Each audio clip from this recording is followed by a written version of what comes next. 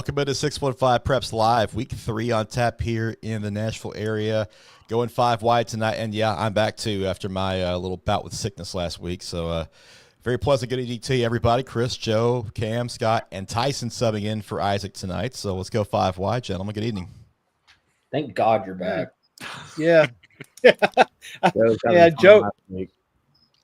Joe was about to go he was got to go Unabomber off in the woods somewhere, railing against technology last week. Yeah, between him trying to keep us on the rails and trying to direct tech support back onto the rails, it was a rough week for Joe. Yeah, well, it's a good experience for him. He has to deal with pressure sometimes. No lecture.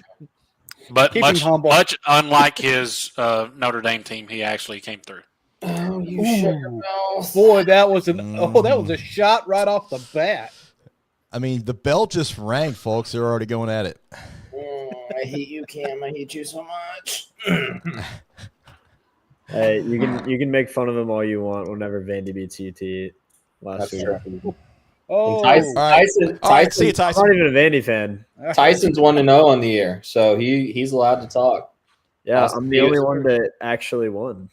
Austin P with a really good win over MTSU on Saturday. Congrats. It was a lot of fun. Yep. You scored like 7 times. It's all good. So Yeah. And shout out Chris Parson. Chris Parson had a huge day. Oh yeah. Yep. Well, we got a lot to get into tonight, so let's get right to it. Start with those rankings, Joe. Large class, we've got Ainsworth ticked down just a little bit, but most of the top 5 unchanged. yeah, no, real easy, kind of, I guess. I mean, I moved Brentwood Academy up. The Eagles keep winning. Ravenwood dropped them 1 spot solely. You know, they didn't look great against the Lipscomb Academy team. I think we all had them maybe playing a lot better against CPA. They did what they did against Pearl Cone, but Brentwood Academies looked real good, and we'll get to them here in a bit. But massive week this week for the Eagles to make a statement. But Oakland doing what Oakland does, and dominant win over Huntington, West Virginia. And, I think our top 3 teams are pretty well stacked up. Ainsworth and CPA, you can move them around however you want. Yeah, I think there's a decent chance that this is our 5 for the majority of the year. And I think they may move around. CPA, they can be by the end of in 3 weeks, they could be like 1-4 and still be in our top 5. That's just the type of schedule that they have. Yep. And Ravenwood had a really tight one. Went to overtime. They just about dropped down. Yeah, CPA, had some rough spots against Pearl, but I mean that's a good Pearl team, and I think they came out with the win. They pulled away when they needed to. Yeah, let's go look at medium class for just a moment. And BGA on top with FRA 2, Page 3, Springfield 4, Macon County at 5. Yeah, remains unchanged. BGA roll in their week 1 or week 2 game against Columbia Academy. FRA, they struggled early, but then got going. Page, arguably the most impressive out of this group last week outside of BGA, going to Green Hill, dominating. Springfield, Scott and I saw them firsthand. Defensive standout performance from the Yellow Jackets there to beat Clarksville. And Macon County, slow in the first half, got going in the second half. Also, Page alum Eric Hazard in the chat. Eric, 1-0 on the year as well. They got a massive one Friday night against James Madison. So, guys, wait a minute. Yeah, and Eric got his first tackle on Saturday as well. So. Yeah. So, wait a minute. I'm not sure, but I think BGA just scored again. Yeah, they just Yeah. And yeah, Matt, I know you want to see Beach in here, but eventually, maybe we'll see. Yeah. The best way to they get got to play their way in. There. Yep. They got to play their way in, and Matt, we've said it for 3 weeks now. They're going to be a lot better at the end of the year than they are right now. Yeah. Yep. Still early. Let's look at small class where Nashville Christian solidified in their number 1 spot last Friday night. East Robertson at 2, Friendship Christian 3rd, East Nashville 4th, and Gordonsville sits 5th. even if Nashville Christian lost a narrow game, I don't know if I could have moved them from the top spot. Simply, they're the best team in our small class. It would take just a massive just downturn for them to drop it at all. East Robertson, really solid performance. Friendship Christian got in a little bit of a shootout with Fayetteville, found a way to get on top of that one. East Nashville, they lost. I had to drop them a spot, but I'm not dropping them that far. They've lost to 2 6A teams, and Gordonsville just kind of keeps on winning, beating, I think, Isaac's alma mater last week. So, Yep. Yeah, Jay Foster back from injury. They're making their way back. But, that Friendship Christian game, wow, what a game. That was it 52-50, I believe, or something like that? 50-48. Yeah, 50-48. Yeah, I knew it was tight. And, I think, Joe, you brought up last week 1,000-yard stare for everybody out there who realized there's another Walcott coming up. And maybe what's the most impressive is a great week for Ryder Walcott, no doubt. Jaden McGowan, I believe, out in this game, had 200-plus yards in week 1 against Trouser County. So without what looked to have been their bell cow back, Friendship goes on the road to Fayetteville and finds a way to get it done. I believe I got White House Heritage 6th. So the full rankings are up on the website right now, so you can check all those out. We did a top 10 for each class. All right, let's look for our rankings. When you look at the guys that are teams that are just outside those top 5, I know you mentioned they're on the website right now, but like there's 1 or 2 that are kind of on the cusp of busting through. Yeah, I mean, if you go large class, you got to look at Riverdale Blackman are right there. Riverdale bounced back in a big way last week. Blackman's looked really good, especially on the defensive side of the ball. And Scott said it, Portland and 5A, this is a big statement week for them. Springfield gets them, they get Springfield at home, revenge game, and we'll see how that goes. Small class, I think, is pretty solidified. I mean, I think you could argue a couple teams in there. One team to maybe keep an eye on in the lower tier, the medium class, though, they've dominated the last 2 weeks. GCA, they've looked really good. And Good Pastures, another one of those teams that also has looked really good too. So towards the back end of the top 10 for medium class, I think you got to look at those 2 teams. I think I'm going to go to large class. A team that's 2-0 with a good win over a good Pearl Cone team. Find out more about them this week for sure. But NBA has to be considered 2-0 here so far this season. I think that we're maybe a couple weeks away, but I think that you're going to see Riverdale make a push to get to that list. I just think their defense is next level. Their defense is really good, and Gavin Hampton, 4 INTs against Knox Catholic, which Knox Catholic's proven to everybody that they're going to be pretty good this year.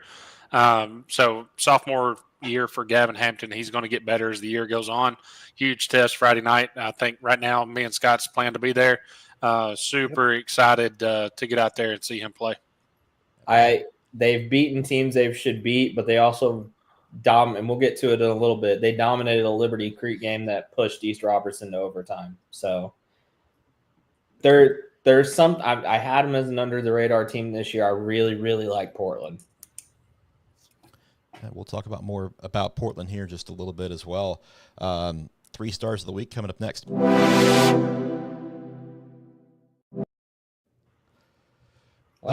stars, man. Those are nice. Hey, not bad. Yeah, 3 stars of the week voting now open on our website for week 2's finalists, and we'll mention them in just a second. But we got to do a little business and housekeeping about week 1, as those 3 stars of the week are as follows.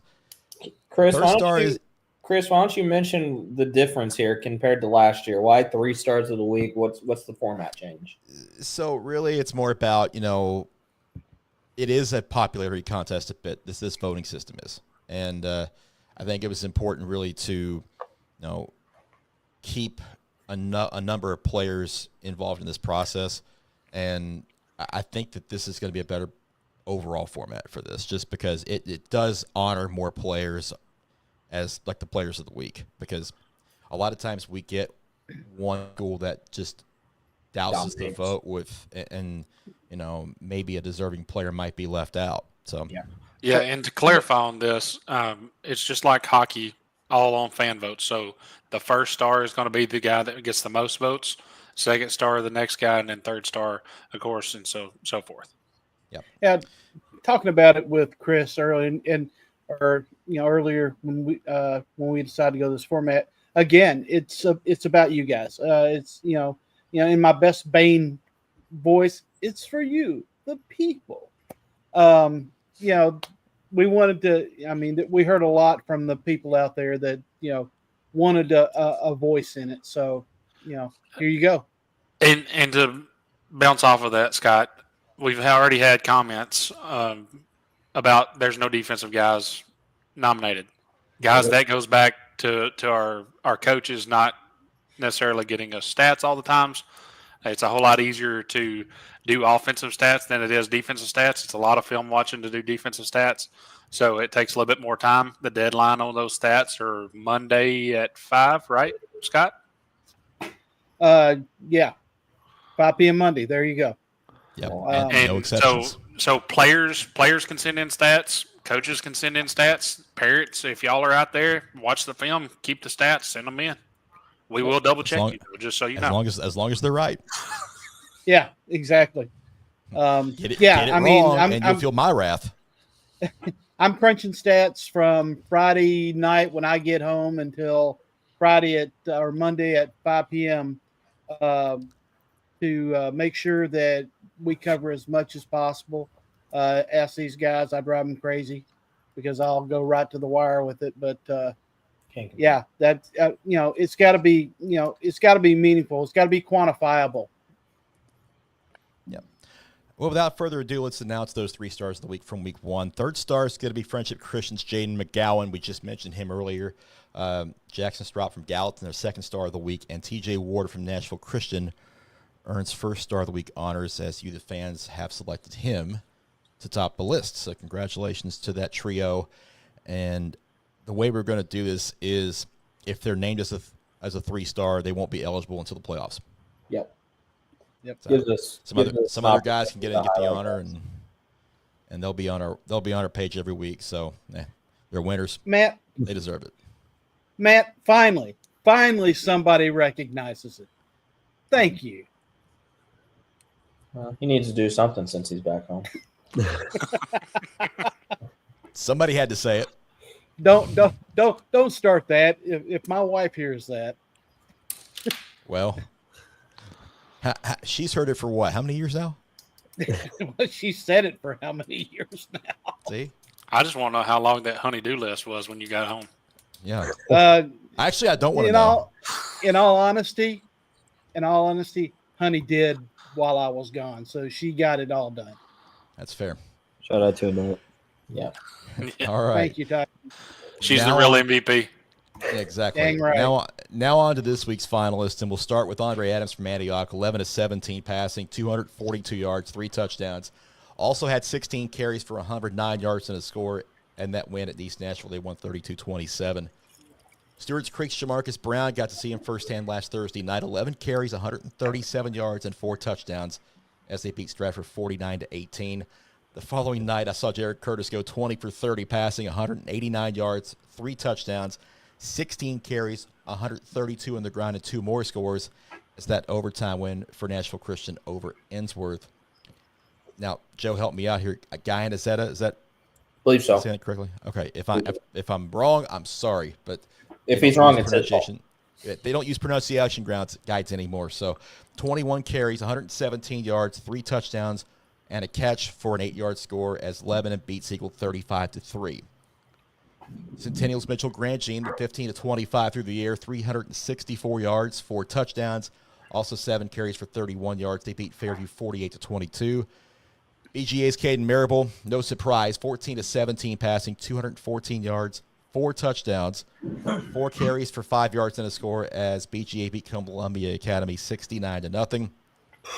And no, your eyes are not deceiving you. There's a Walcott for Friendship Christian. His name's Ryder. 23 carries, 200 yards, and 4 touchdowns in that 50-48 victory at Fayetteville. 1,000-yard stare. Pretty solid group. That's a really solid group. Yeah. Man, and I think this is the second week Caden's been on here, and Yep. He's gonna be on here until he wins. So BGA fans, until they vote him there. I mean, that's really going to be it. Yep. this is just what he's going to do. if Yeah. you hadn't had a chance to watch him and that BJ offense, you need to find your way to Franklin to watch him play. I'm gonna have to cover one of their games this year. Yeah. So Tyson, we you may can go let on- you because that'll be a track meet. Right. Yes. Yeah. Somebody's going to have to go down, up and down the sidelines. I don't think we can do it as much. It was bad enough at CPA. Well, at BGA you'll have a little more room, so you can run a little bit. Ooh. Yeah, those are on our website, 615preps.com. You can go vote once a day through Friday at noon, and we will announce those winners on this very show a week from tonight. So congratulations to our winners and the nominees for this week as well. Now on to the line of the week, Scotland. We talked about Portland. There's a reason Portland's defense has got it. Yeah, Portland's defense, they had a tremendous game shutout. Liberty Creek, I think they only allowed 38 yards of rushing. Quite the defensive line that they have there. Something special cooking there in Portland. If you don't know about Avery Hughes, you're gonna hear that name a lot this year. Yes, you will. So congratulations to that Panther defense for earning the line of the week honors for week number 2. And it's everybody's favorite time of the week, well, except for us. We get to eat some humble pie.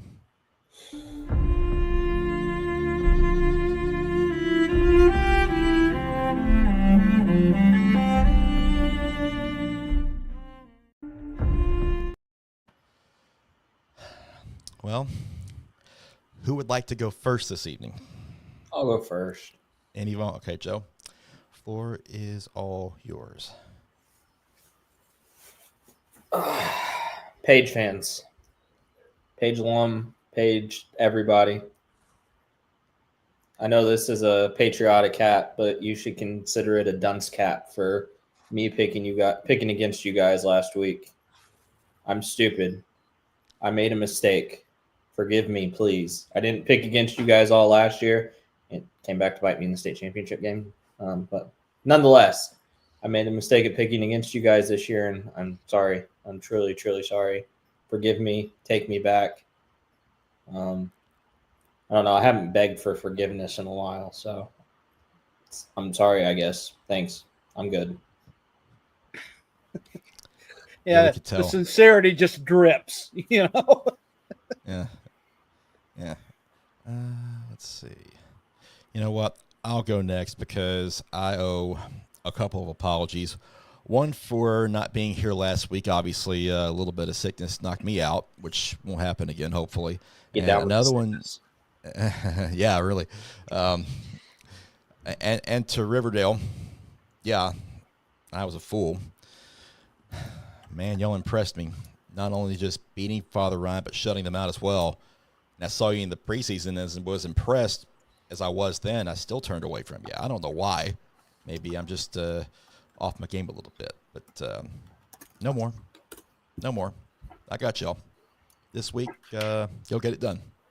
Riverdale, I'm sorry, but I'll make it up to you. He says no more and then proceeds to pick against them when they play Oakland. I didn't say that. I didn't go that far. You said no more. He was sick, not insane. Hey, I am in sales for a living, so if I got to sell it. All right. Let's load one of these apologies. And Scott, I think I'm going to go with yours first because it came last Thursday night. Then I'll put you up. Here was Aiden Rounder. Big game for you tonight. You had 3 scores, punt return, two receptions. 2-0, first time for the program, First right? time in history, yes, sir. Is that a goal that you guys set? I mean, everyone wants to go 2-0. Yeah. Our main goal is just come out and do what we do. We come out practice every day and work hard as we can and just hope it translates to the game. Tell me a little bit about the touchdown pass that you had where you caught it over the middle and had to fight your way in to the end zone. Man, so we were running we got a play where I run across the middle and the ball got tipped out of the line of scrimmage, so I had to catch it and just like try to find my way through. Yeah, and you would have had 4. Would have had 4, but Yeah. one got called back. One got called back. Yes, sir. That punt return, was that something that you guys saw on film that you could do? Yeah, we saw that if we just spread them out to the side, we got a gap right up the middle. We just took it every time. And you got a region game next week. You're Yes, sir. first one in the Yes, region. sir. Grace Baptist. Grace Baptist. So looking at 3-0. Yes, sir. We're hoping for it. Well, I'm going to admit something.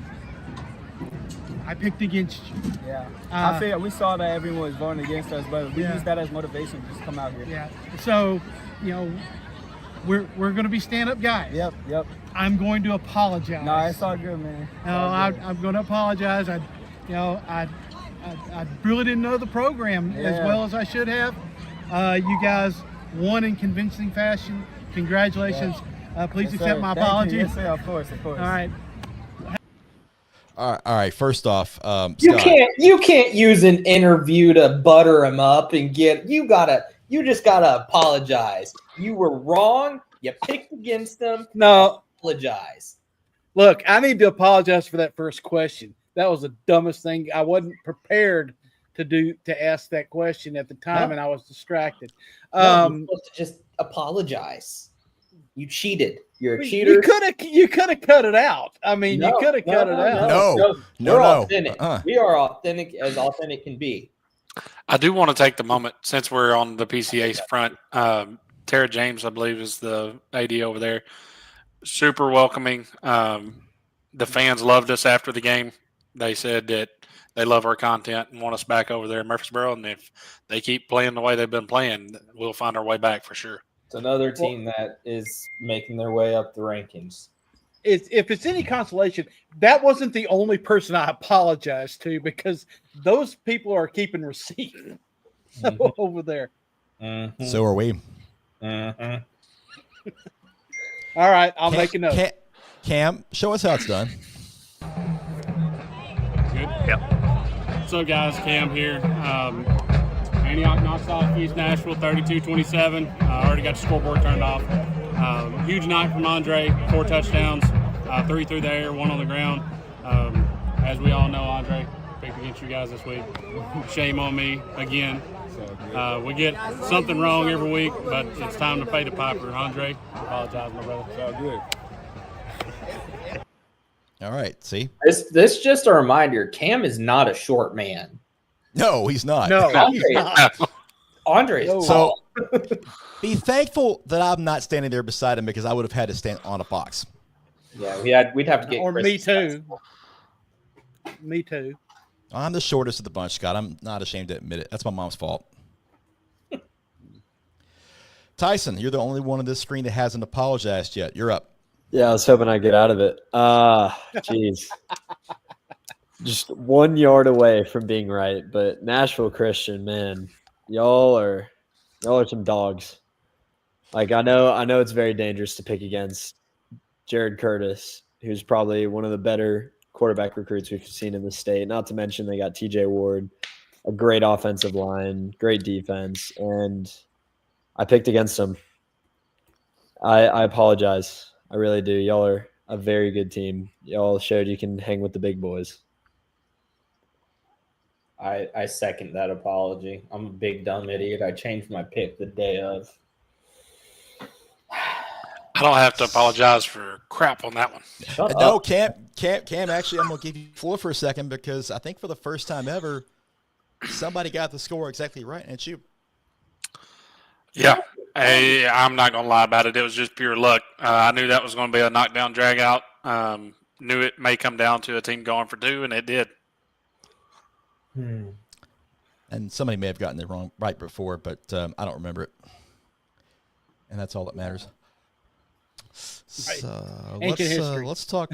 Yeah, it's very ancient history. Yeah, let's start talking about some of these week 3 games. No, which ones stand out to? Green Hill Ravenwood's our spotlight game this week, but which other ones are really exciting to you guys? For me, I followed them so much this year. It's hard not for me to say Springfield, Portland. I'll get my pick in on that one in a bit, but there's so much with this game that nobody's really talking about. When you look back to last year, Springfield didn't know they were going in the playoffs, guys. The reason they got in is because they beat Portland. It was one of those Hurricane Helene nights. They beat Portland that Thursday night, and that proved to be the difference, despite the fact that Springfield finished the season with a loss, and they finished the year, I believe, 500 maybe. So, but they didn't know. But man, Portland's gonna be motivated for this one. They got that stadium finished. It's, if you like old school football, defensive slugfest, this is the game to be at Friday night. I will not be there.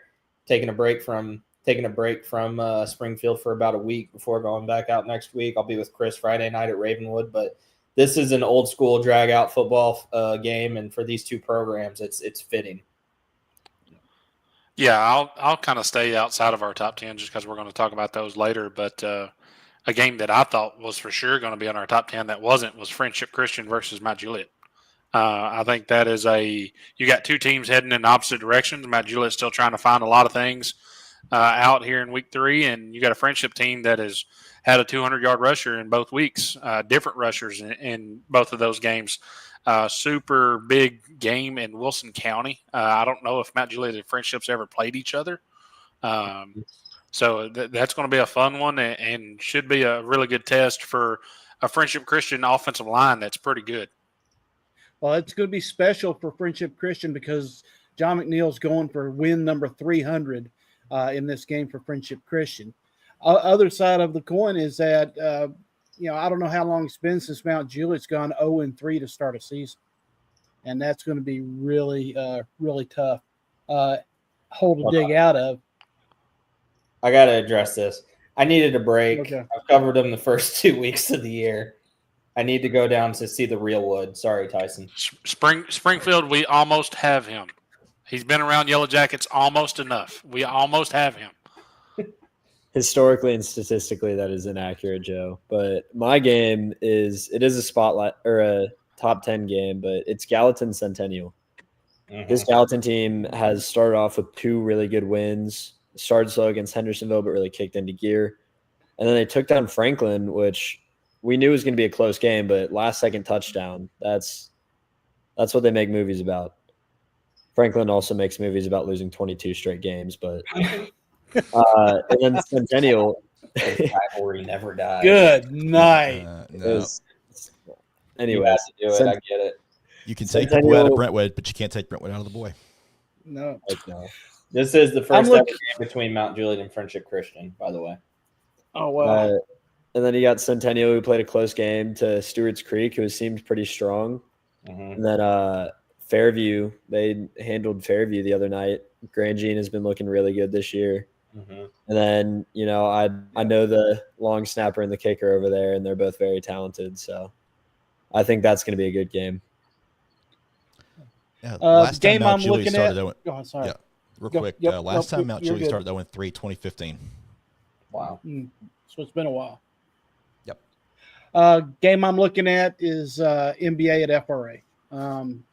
I'm interested to see that NBA defensive line is pretty stout. Interested to see how Hassel and Fletcher are able to run against them if they have to go to the pass. I think it's going to be a really good game. And then again, it's one of my favorite places to watch a game. It just doesn't get a whole lot better than FRA up on the hill. Keelan Neal taking a visit to Kentucky this weekend, I believe, Scott. So, all right. I think I just saw him tweet that out. Nice. What about you? I was just up there Sunday or Monday. What about you, Chris? What game's on your radar? Yeah, actually, Scott kind of took mine with NBA and FRA because I'm kind of curious to see how NBA responds. I've got another one for you. Yeah, go. Of course you do. Grace Christian, a team Joe was just talking about, 2-0. They play a 2-0 Clarksville Academy team. That's 2 teams that have struggled in years past, and both of them are off to hot starts. Which one of those teams are going to be able to make it 3-0? The one I am curious about is the backyard brawl over at Riverdale with Blackman and Riverdale. Yeah. I think that's, we get to kind of see who the immediate challenger to Oakland is with that game. And we talked about those teams being right outside the cusp of our rankings, and one of them, the winner, is going to jump almost right in, if not completely in. Yep. Yeah, number 2, really a battle for number 2, likely, unless the wheels fall off something, right? Yeah. Jonathan asking about the injured Innsbruck player. I haven't heard anything else on him, unfortunately. It's kind of unfortunate that 3 of the games that I've covered this year have had a player carted off the field. Okay, don't want to see it. No. No deal. Yeah, but I don't have an update. I have not heard anything else on him. Hopefully he's doing better. That's all I can say. All right, guys. We're a couple weeks in. Now, at this point, is there any team out there that has either surprised you or exceeded your expectations so far? And if so, who is it? I mean, GCA is the easy answer, I think, for me. It's a program that has been super quiet the last couple of years, but we've talked about them. Page's offense. You talk about the team. I think Page's offense, just what they've done the first 2 weeks is insanely impressive, and they beat up on a Green Hill defense last week that shut down Beach the week before, outside of a couple late scoring drives. But they got their quarterback, they've got their running backs, their wide receivers are deadly.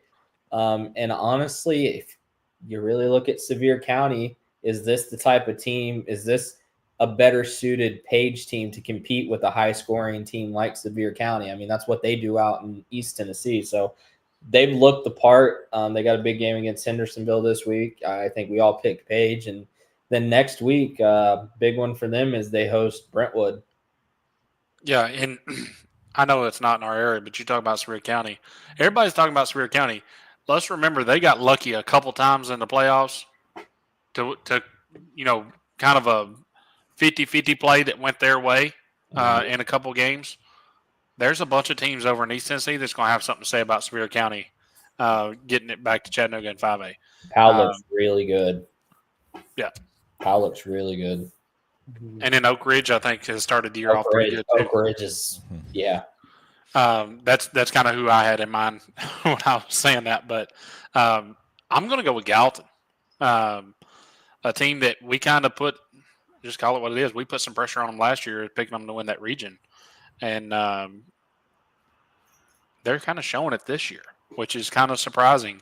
After a disappointing 3-7 season, Jackson Straup's come out and played really, really well the first 2 weeks. Kind of just taking what the defense gives him, really being a senior leader on that team. What Kashawn Barksdale's been able to do, adding another weapon to get down the field on offense for them. But the big thing is defense. I know they gave up 28 points to Hendersonville, but that game was 44-13, and they put the subs in. So they gave up, essentially the starters gave up 13 to Hendersonville and gave up 20 to Franklin. So the growth that they've had on defense and the ability to limit the mistakes on offense so far has been really, really good, positive results for Gallatin. And if they can continue that, they got a huge game coming up in a couple of weeks against Green Hill. Mm-hmm. If I'm looking at one, go ahead, Chris. And Scott, yours. Now, if I was just going to say, if I'm looking at a team that's really come out and kind of surprised me, and maybe they shouldn't have, is Lebanon. They're doing a tremendous job on the ground with the Zeta. They've knocked off they knocked off a pretty solid Nolensville team and a Siegel team. I think that they are looking stronger every week. I think Coach Gentry's got the team back on the right track over there in Lebanon. Mm-hmm. I look at Stewart's Creek and what they've been able to do the first 2 weeks. They were a little bit of a slow lull in the second half against Stratford, where they kind of let them get back in the game for a couple moments. But after that, their offense took off and put up 49 against them. And the Red Hawks might be one we just have to keep an eye on for the next few weeks as well. It's impressive considering how much they graduated too. So we talk about that region and them joining that region. Man, I mean, it's going to get interesting here once we really get in the heart of region play. And decent as far team's as going to miss the playoffs. running backs and receivers go, probably nobody with more touchdowns than Jamarcus Brown. I think he's got 8 through 2 weeks. Big. I mean, Matt hit it right on the head. Antioch, I thought they'd be good this year, but and we talked about they're in that region now with those Clarksville teams and a couple Metro teams. I think they're the clear favorite.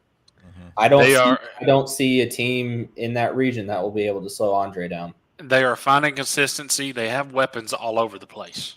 Yeah, they do. If they do have one thing that could use some improvement, it's up front. They have some inexperienced guys up front that will get better as the season goes on. So this Antioch team could realistically be one of those teams that's a lot better here in a few weeks, which is a scary thought for everybody having to guard those weapons and Andre being able to do what he does with his legs and his arm. Isaac said, I'm drinking the Gallatin Kool-Aid. So he's been with that team a lot early in the year. So just want to say I was the only one drinking the Gallatin Kool-Aid last year. Well, no, Scott was. Other than winning the region, but no, Scott Jackson. He picked Jackson as his Mr. Football winner. Yeah. Also, we picked Gallatin to finish to win the region. Actually, yep. Well, y'all jumped off the train though midway through the year. I still had hope. Well, they've won 3 games. Yeah. two programs that are more than I'd like. Oh, go ahead, Scott. I was going to say 2 programs that the competition that they played has not been the the most impressive, but 2 programs that are 2-0, staring down at 3-0, that have struggled lately. Good Pasture and Wilson Central. I think both of those programs have taken steps, and they both done it on the run. You had Caden Stroud move over from Davidson Academy over to Good Pasture, and he's just been lighting it up over there. And then we talked about Coach Kuhn over at Wilson Central and the plan he had to go back to old school running. It's working out for both these programs, and I think that one of these teams is likely going to end up 3-0 this year. That last year at this point they were not very good. Yeah, and you mentioned Caden Stroud. When Good Pasture historically has been really, really good, they've had that pounder at running back. They've had a dude that they could give the ball 25, 30 times to and him go get 150 and 2 or 3 touchdowns. So far, that's what we've seen out of them. Now, I'm not saying that they're going to go on a run here, but definitely a sign of positivity coming from that program for the first time in a little while. I like what Wilson Central's doing. 2-0. Last year they started the year 2-1. For them, it's going to be interesting once they get, for lack of a better phrase, play a team that has a bit of a pulse at the moment. They've played 2 teams that have struggled to start the year. Coffee County is a big challenge this week on the road. Then you get Lawson on the road, and then you open up region play with Cookeville. So it's going to be interesting. I think he's got something. They got a really good running back there. So I agree with you, Scott. They're impressive. Station Camp, Chris, you flashed that up there. The next 2 weeks, we're going to get a really good idea of who Portland and Station Camp are, for the simple fact of who they are playing. They are playing Springfield in back-to-back games. We're not talking enough about, the Yellow Jackets are really good this year, and they've just played a brutal start to the season with some of these games. With Rossville and Clarksville are not bad teams, and then you get away from Clarksville, and then you play Portland and Station Camp. So Station Camp looks good. They got a test last week. After those 2 games, don't they get East Nashville and Pearl Cone? Yeah. Somebody says, "What is Westview overlooking?" I don't know. We don't really follow either of those teams. I don't think Westview is overlooking anybody. Knowing O'Connell out there. Listen, if you the harsh truth is, from a Tennessee fan, Ty Simpson is a really good, talented quarterback. Graham is way better than Ty ever thought about being. And Asa Barnes there's a reason SEC schools want him, and they've got some guys. So We'll see. I don't know. Those aren't in our coverage areas, but that's a game I will be keeping an eye on just because I'm interested in them. You're talking about it's Westview and Marshall County. Marshall County. Let's Ball will be there. So. Oh, really? Okay, Yes. so Jeff will be there. Yeah. Yeah, Dez going to be there. All right, so let's look at these top 10 games of Week 3 real quick and just go over them. We're not picking them right now, but let's at least talk about them. Let's start with Baylor and BA. This is a big litmus test game for BA. They rolled through the first couple weeks against teams they're better than. Sorry, Tyson. They dominated Brentwood. I know Brentwood scored and then kind of and BA was never in trouble in that game. They're really good. Cruz Jenkins having a really good year. Larry Sanders went off last week, and then you have arguably the best wide receiver in the state, Kashawn Bowman. So Baylor is Baylor. Baylor and McCauley run D2 AAA until somebody beats them. And with the things that Coach Wade's brought to Brentwood Academy, especially on the defensive side of the ball, is this the year they finally get them? I mean, they've been one of the few area teams to really test Baylor the last couple of years. And this game being at BA, it's going to be a rowdy environment. They're playing the type of football you want to play against Baylor right now. But shutting David Gabriel Georges down is a different ball game.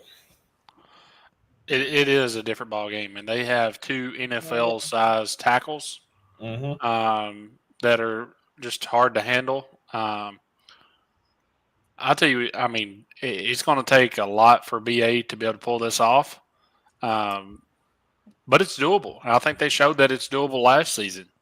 A 7-6 game that, people will say that it was the weather and it was, both teams had to play in that weather.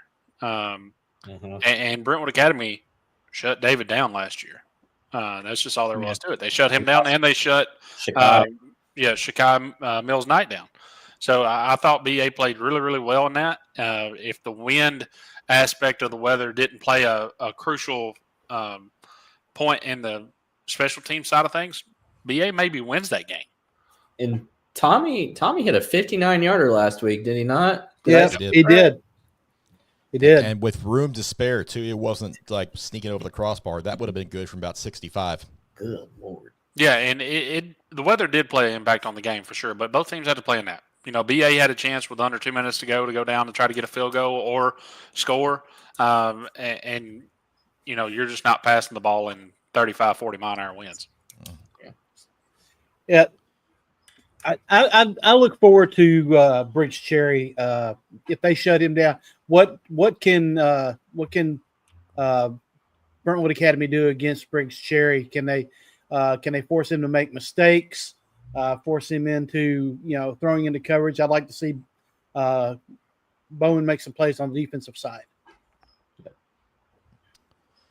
All right, let's look at Blackman and Riverdale. We just talked about that game a couple of moments ago. This one, it's big in Murfreesboro for the sole fact that these two teams just they don't like each other. Yeah, backyard brawl, man. It's the perfect name for this rivalry. Mm-hmm. It's going to be an extremely fun game to be at. It's actually a game that I was at last year, I believe. So super excited to get back out there for this one. And it's really two matchups, two teams that I think Riverdale maybe found a little bit more of their answers on offense last week than Blackman did. Blackman had a slow start again last week against Cane Ridge, 14-6 at halftime, I believe. Both teams have really good defenses. This game is kind of scary because it could be 7-6 and it could be 35-34. Yeah, no, I'm excited to see how it pans out. I think is it Gavin Hampton? Gavin Hampton. Yeah. For some reason, I want to say Gavin Elliott. Gavin figured things out last week. It was a good bounce back game for him after struggles week 1. He's not going to face another secondary that good maybe until week 11. I think you're thinking Elliott off of Javion Elliott, the quarterback for Blackman. You're right. Yes. So yeah. It is what it is. Long day. No, it'll be a fun one. Scott and Cam will be there. Murfreesboro will be out for that one, but we got another big game in Murfreesboro we'll talk about here in a minute too. So yeah, I'm looking forward to this. Is this the second or third Kreisky Bowl? believe it's number 3. Number 3. Yeah. And it's 2-0 Riverdale, right? Yeah, Riverdale's won, I think, 5 straight games. Yeah, I think it's 24-17 last year, I think. Little added incentive for the Blaze here, but I think Gavin Hampton comes out in this game, actually has it's really going to be a good quarterback matchup, but this one's going to be a defensive battle, and I'm looking forward to being on sidelines for that one with Cam. For sure. 3 straight wins for Riverdale. They've won 5 of the last 6, though. Yeah, I think this is, like Joe was saying with Baylor BA, I think this is a good litmus test for both teams. Blackman's, had some good wins on some weaker opponents. It's time to have a real test. Riverdale, arguably a terrible week 1, but an excellent week 2. And we're going to see how they fall in week 3. They couldn't have been more polar opposites from week 1 to week 2. It's wild to look at. I mean, coaches will often tell you the biggest improvement is from week 1 to week 2. So that's probably no better example of that than Riverdale.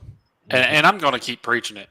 I think there was a lot of overreaction with that Riverdale week 1 game. Yep. Knox Catholic is going to be a really good team. They've got 2 really good athletes on the back end. Let's go up towards Sumner County where Centennial's going to travel to face Gallatin. If you want a track meet, this is the game to go to. We talk a lot about Jackson Straub, and for good reason. Mitchell Grandjean might statistically be our best quarterback passing-wise. Over 700 yards passing, I believe 8 touchdowns in the first 2 weeks. I was interested to see how he'd fit into the Centennial offense after transferring over from Page. He's fit right in. He's fine. Defensively, they've got to work on some things. I mean, they've given up a lot of points so far this year, but if you want a good quarterback matchup, you may not find a better one than this one and the one Chris and I'll be at Friday night. I'll be honest with you. Yeah. This was the hardest game for me to pick this week.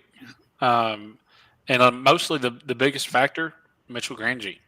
That dude is playing like a dude with a huge chip on his shoulder. Moving from Page to Centennial, all the talk during the offseason around Page was the quarterback battle. Nobody even mentioned that Mitchell transferred out.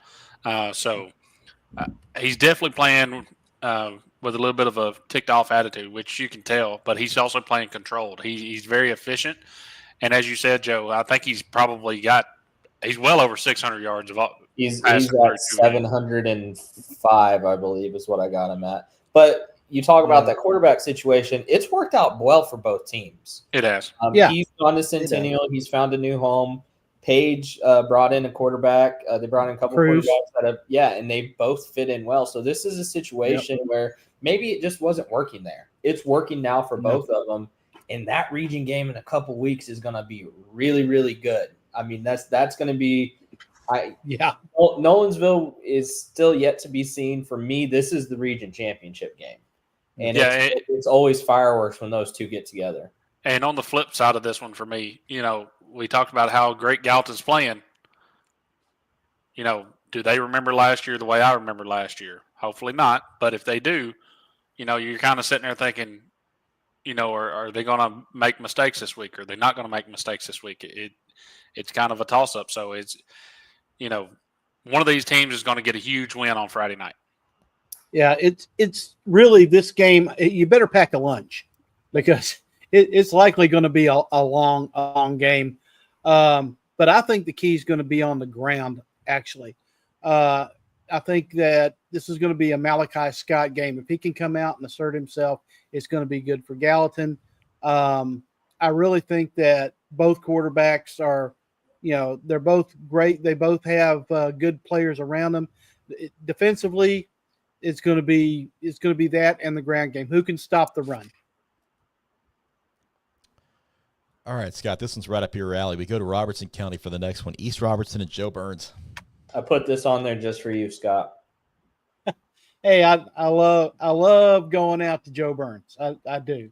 I don't get out there enough. But, the Red Devils defense has allowed, they've showed out in the past 2 weeks, only allowing 7 points. But they've played the competition they played. This is really going to be their first real test, I think.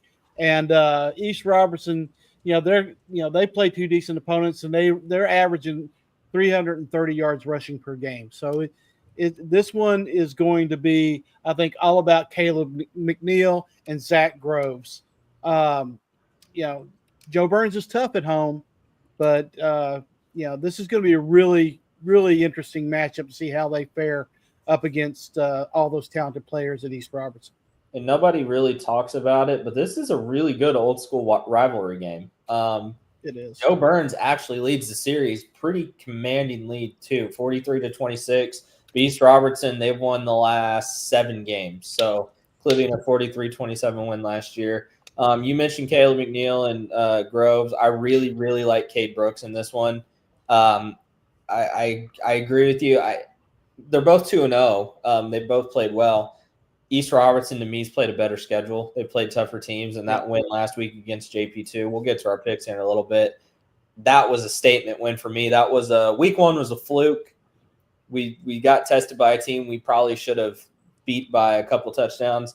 Week 2, let's play a team that maybe we're on a little more equal footing with and dominated them. So I think week 2 East Robertson is the real East Robertson.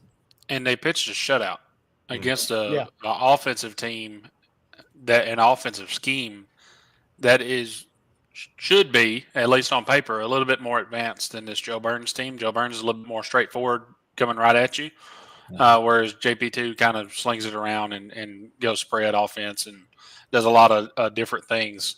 So if you're an East Robertson fan, you really like the result from last week. I think they figured that defense out. And they're still figuring it out on offense, but they have talent everywhere. Right. Next one on our list is NBA and FRA. Really intriguing game. NBA's played really well the last couple of weeks. I thought they'd win last week. I didn't think they'd win like they did, though. I mean, they 40-piece Hamilton, shut them out. Their defense is playing really well. It's going to be a really good test. I mean, this is going to be the best offense they've played up to this point. And FRA, they've won the last couple of weeks by multiple touchdowns, but they've started slow. So not a good week to start slow. I think FRA maybe figures some stuff out this week, but it's not going to be easy, and it's going to be a really fun environment up on the hill. And you nailed it. You nailed everything that I was going to say right there. FRA cannot afford to get off to a slow start this week. No.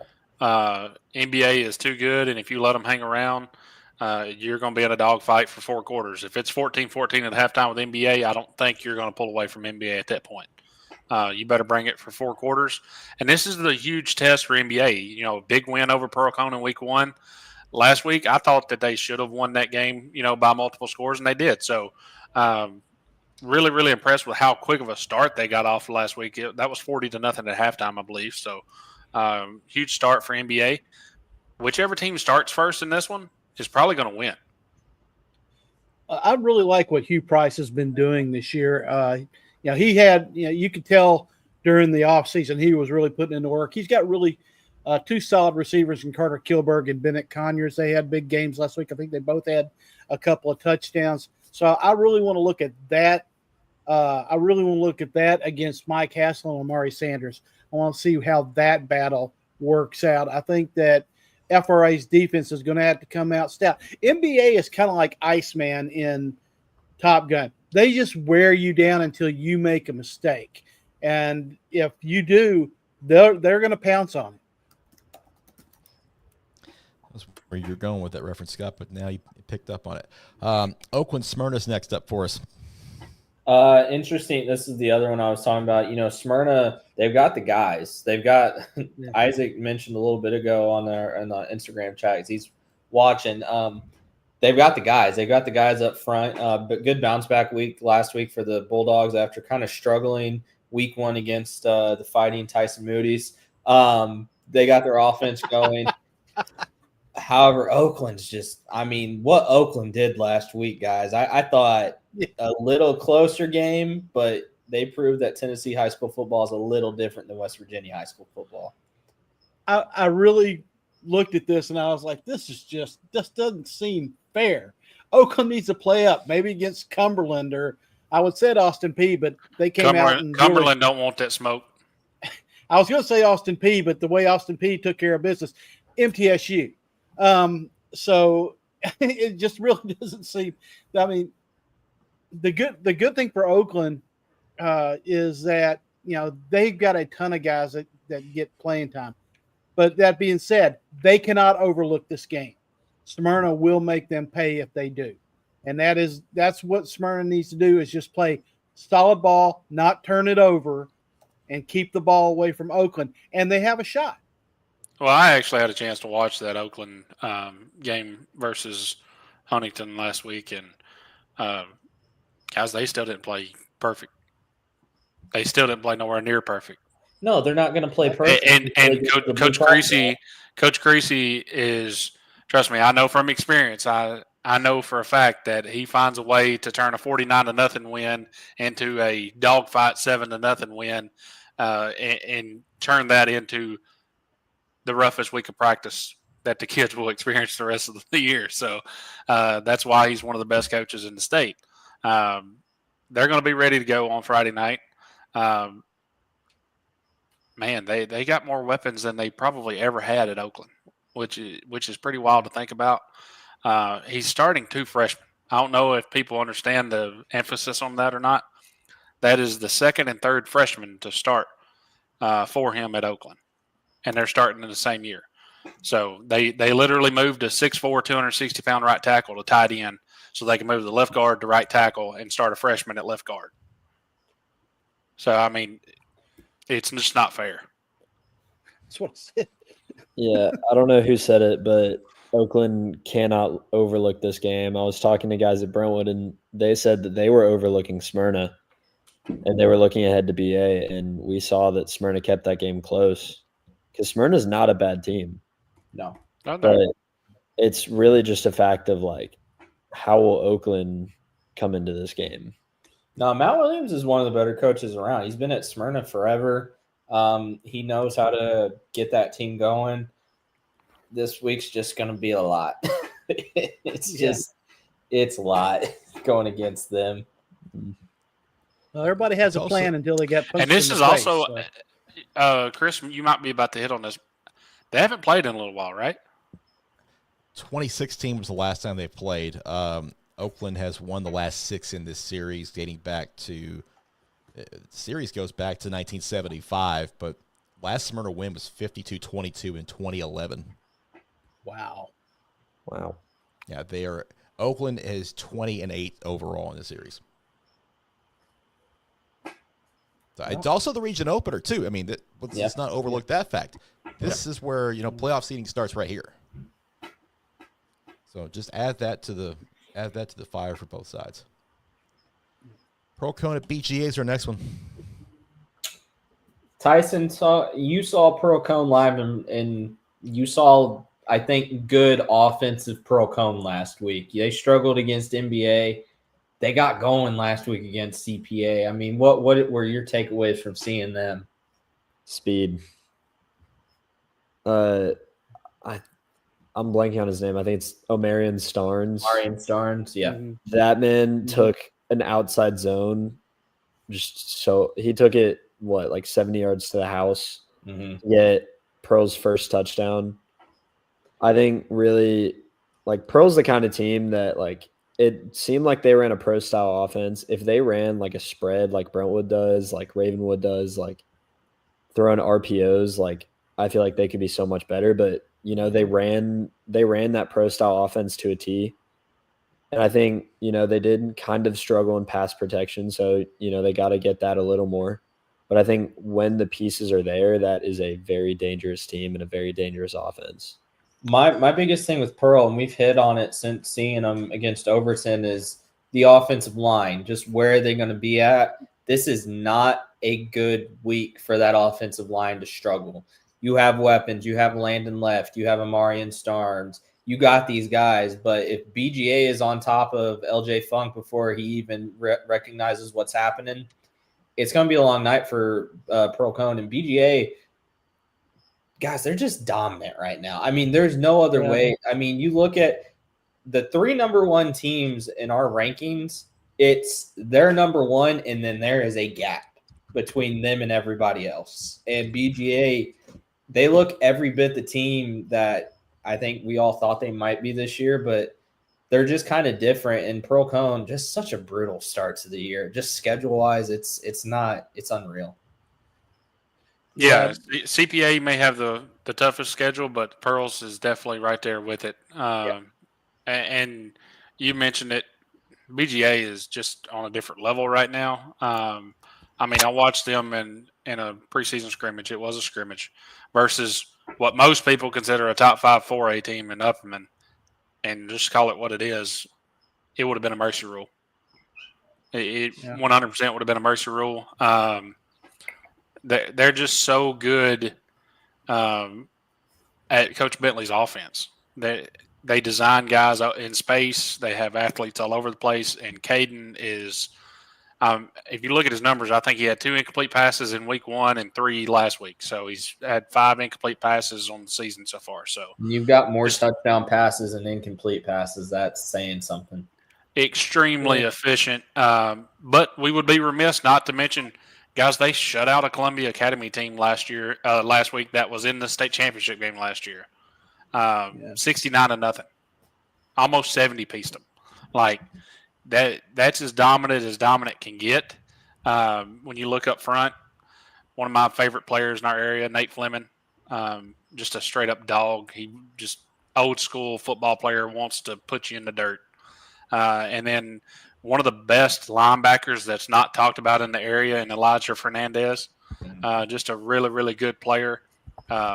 SBJ team's loaded and deep, but as Tyson said, I thought last week Pearl Cone did a much better job of getting Starnes and Landon Left both out on the edge and into space. This is just another game that that Pearl's going to use to hone their team. It's not Halloween yet, and they've got a nightmare schedule. They come out of week 4, they're going to have alligator skin. I mean, they're just going to be that battle tested. I think that this game is really going to be Ethan Kellen's game. I think they're going to try. I think if they're going to be able to run the ball. I think that between him and Cade Marable running the ball, keeping the ball out of Landon Left's hands and Amarian Starnes' hands, because Left is really impressive for Pearl. Joe, you and I saw him in the preseason. We both knew he didn't carry that much, but we both looked and said, that kid's going to be a dude. We knew it, and then he showed it last week. But Pearl keeps getting better. I think this is not the week, and we'll get into picks. I just don't know that they have the firepower to keep up. But they keep getting better, and last week they looked better than they did week 1. Springfield and Portland, Joe, we've talked about this game a little bit earlier on, and I'll give you a little bit more time to dive into it. I've got a weird feeling about this game just because of how everything went down last year, the whole postseason arc. I think they've got Portland's got a chip on their shoulder, and Springfield's played the better teams to start the year, and I don't know. We'll see when we do our picks how I leaned on this one, but had I not covered Springfield the first 2 weeks, this was 100% the game I was going to be at. If you like old school football, this is it. I mean, this is 2 old programs. Scott saw firsthand when Springfield runs the ball down your throat, they do what they want. Once they get the passing game going, it's been kind of quiet the last couple weeks because teams are blanketing Jermaine. I mean, they're playing safety over the top of him in case it's having to work. But Jaden Hurst is just doing what he's doing. Springfield's a really, really good team. This is a big game for them. So we'll see. I like everybody's drinking the Gallatin Kool-Aid. I'm on the Portland bandwagon big time. I think they are playing for that second spot in their region. And Keelan Dalton's having himself a really, really good year. And we're not really talking about him enough. He's dominated these first 2 weeks. It's going to be a great game. It's going to be packed out. This is going to feel like a 70s, 80s, 90s football game with the crowd that's going to be there and the play on the field. Yeah, the biggest takeaway that I have is how's Portland going to react when they get scored on? Yeah. Yeah. You know, and that's kind of laughable in a way, but it's serious too, you know, because Springfield's going to score. There's no doubt in my mind that Springfield will score in this game. And when they do, if they score first and Portland goes down, how will Portland react?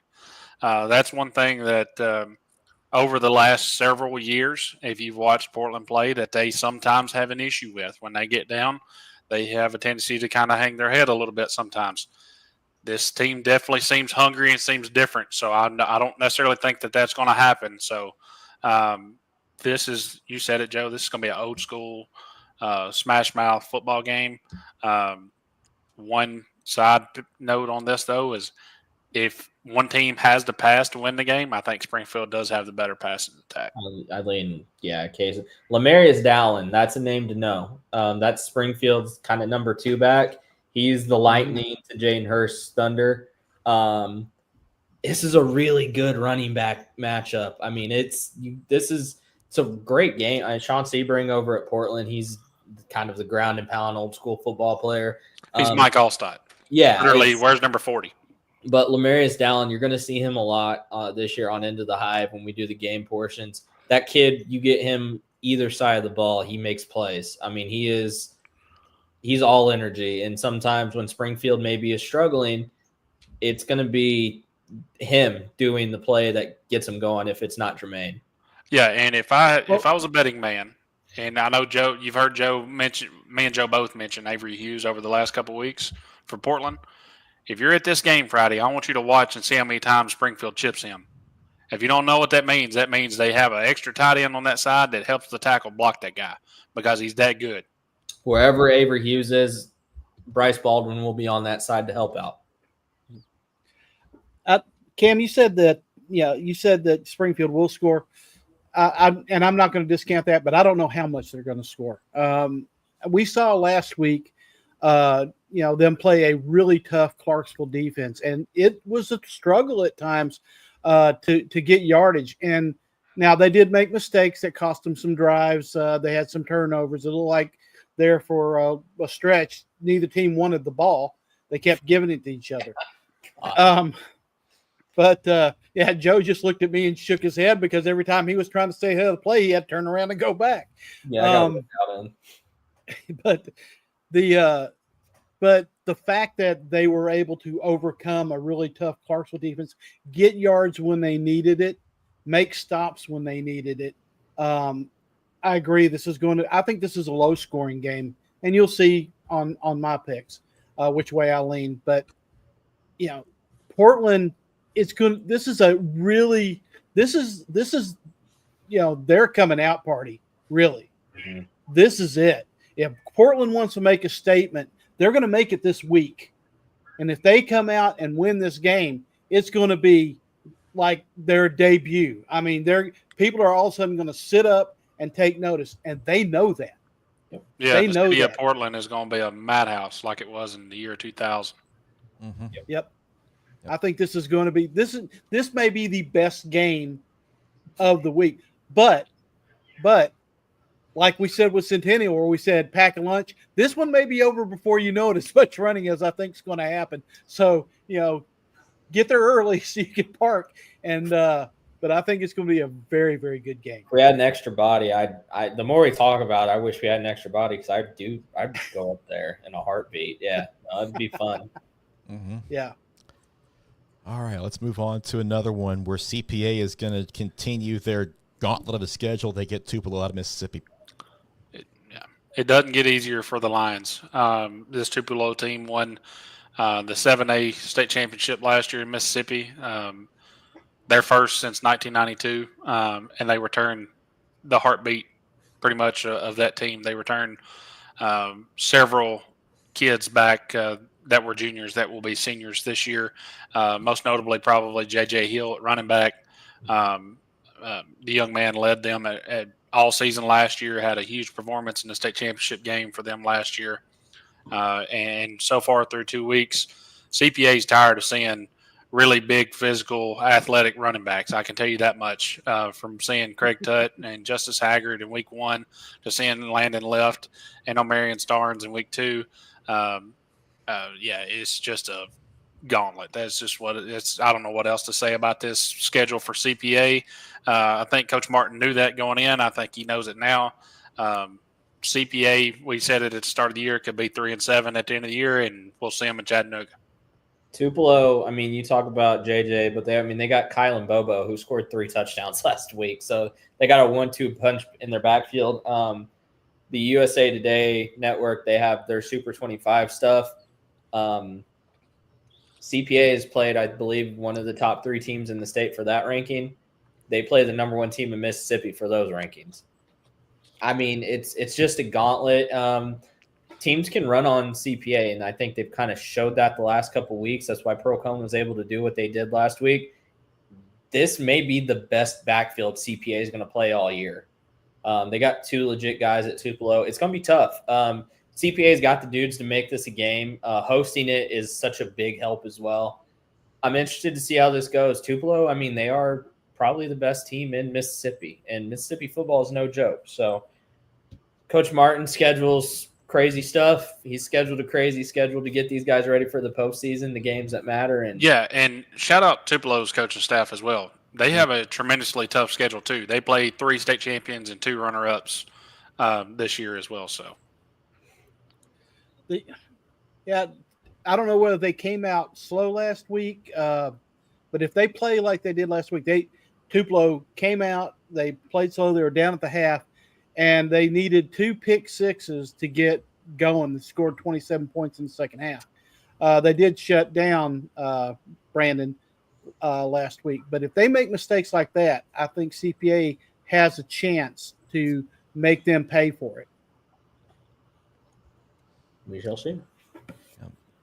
Let's get our spotlight game of the week. We announced this one right before the season started. It's Green Hill and Ravenwood, and it's intriguing for a number of reasons. Ravenwood has had to play 2 really good second halves to be 2-0. Yeah, you got 2 teams that are coming off struggle bus games. Simple as that. Green Hill got dismantled by Page last week. I think Cam got it right, whatever. But I think we all expected to close a game last week, and that is just not what happened. Page has got Green Hill's number right now. They're 3-0 against the Hawks. Here comes. As Jay Uso would go. Play that back. No one play likes that back one time. But Ravenwood, you talk about another team that struggled. They struggled too. They just ended up finding a way to win. Femi Babalola with the 2-point conversion. But they struggled against Lipscomb Academy, and this is a Lipscomb Academy team maybe we're sleeping on a little bit. But if you're we may be sleeping on Lipscomb, but I do want to give credit where credit's due. We do have not and will not sleep on Cam Blivens, and that dude is a freak. Monster. Yeah, he's a monster. Again, Columbia's getting all the good players around here. So but it's going to be interesting. I mean, you got the Hawks, you got the Jonathan Baba Page said we laughed at the score prediction. Yeah, I got it wrong. But Ravenwood, Green Hill. I love going to Ravenwood. Great student section. Williamson, we talked about this, and this is kind of off topic a little bit. Is there any county around here whose student sections are better than Williamson County? It's nowhere close. Every single one. They remind me of the student sections I grew up with back in Indiana, where they fill them all the way to the top. Ravenwood, arguably one of the best. Sorry, Tyson. They're right up there. Ravenwood, Brentwood, if you think any school is better, Franklin, I've heard, has died down this year. Really? But Ravenwood, Brentwood. Connor said Sumner. He just doesn't know, guys. Yeah. I honestly think that it has to do with all those schools being so close in a general area, and every kid from this school knows every kid from that school. So you want to go get the bragging rights, no matter who it is, whether it's Franklin Brentwood or Brentwood Ravenwood, Brentwood Summit, Brentwood, Franklin, any of the ones right there in that area. And it's not even close. Nope. No, I mean, Beach has a great student section, yes, but it's not it's not every single school. And it's just like every single school in Williamson County it's like there's a competition not only on the field but in the stands. Beach would probably be the outlier because they got the new stands opening up this weekend. I'm expecting, Matt, you guys send us pictures. I'm expecting to see that whole row where the student section is all the way back. I think they're going to fill it out. So, yeah, if anyone disagrees with Williamson being the best county for student sections, I dare you. Actually, no, I invite you to come to a Battle of the Woods. There's not a single seat anywhere. Nothing like it. Yep. Yeah. Nothing like I will it. say from seeing pictures and videos, the Knox County area teams have a pretty good showing as well. They just don't travel. We don't cover them. State championship. Correct. They do not. They do not travel. No, they don't. Well, Sevier County did last year. They showed up pretty decent. Yeah, they showed up. They did. Yeah. I think we're just Can't speak talking for that. Alcoa. They would rather watch it on TV. Yeah. Mm-hmm. Yeah. Yeah, Who I knows? think They might that not be there this year. going back to the game. They're both coming off of tough wins, but I think that Page game may have exposed something on the Green Hill defense that Ravenwood, with two talented quarterbacks, and they can go at you two different ways. You know, Femi can pass, Maverick can run, but hey, lately I think Femi had some running in this last game too. So, you really just don't know with Ravenwood what you're going to get. Without giving it away, it's just going to be a really, really tough environment for Green Hill to win in, I think. I think slowly what you're seeing through the first 2 weeks, and we're going to see it the more as we go on, I think that they're going to ride with Femi at quarterback.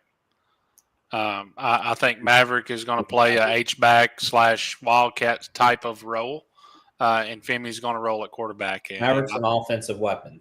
Yes. Mm-hmm. Yeah. Thank Denard Robinson. Yep. And I think you're going to see Ravenwood fully embrace that as the season continues and they get into what will be the meat and potatoes of their schedule.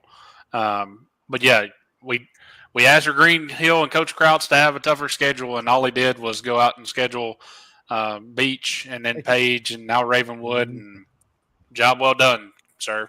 That's all I know what to say on that one. Asking you shall receive, apparently. Yeah, that's what they've gotten so far. But those 3 games are going to prepare them well for region play and what they're going to face. And, that's what you want, obviously, out of the opening few weeks of your season.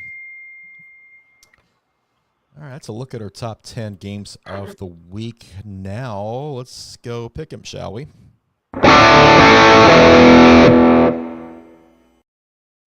Oh, that was loud. You like that? Yeah, don't do it again, but yes. Do my best, Kirk Cousins. You like that? Well, Cam likes that, apparently, because he's in first place for 2 weeks. Yeah, I don't like that. You do kind of like that. I'm going to throw that back up just real quickly because let's give credit where credit's due. Cam did get Page over Green Hill, and he picked Concord Christian to beat Mount Juliet Christian for his Lone Wolf wins. Do some research. Yeah, well, research is the reason why I don't have 3. Connor's the mayor of Antioch. He picked Antioch over East Nashville, and they obviously love him for that. And Tyson got Franklin Christian over Providence Academy to get on the board. I chalked that up. In that far right column. I chalked that up to y'all thinking it's PCA and not Providence Academy in Johnson City, who's been a program for 2 years. Like, not even 7 man. I just need to acknowledge this. I'm not scared of anybody. I'm a game back, and I had a bad week last week. He ain't getting away. Plus, I'll make up some ground this week. I'm not afraid of him. He went to some made-up school. Went to a made-up school that I picked to win this week. So I don't know. I saw Crosdale license plate. Tyson, it's real, Tyson. It's real. Tyson, shut up. I don't want to believe it. We have 9 gold balls in the trophy case. 9 of them. Hey, just so you know, that's more than his school. By 1, and we play better teams and bigger schools, but nobody cares. Nobody cares. I don't know. He's got a point. Okay. We don't Everybody play good? 1A. We don't play 1A schools. We all Right, good? because We're what all happens when good. you play the 1A school and you lose? Ask Gallatin, ask Lebanon, ask, let's see, what's some other big schools that's actually had the wherewithal to play Trousdale County when Trousdale's good. I muted him.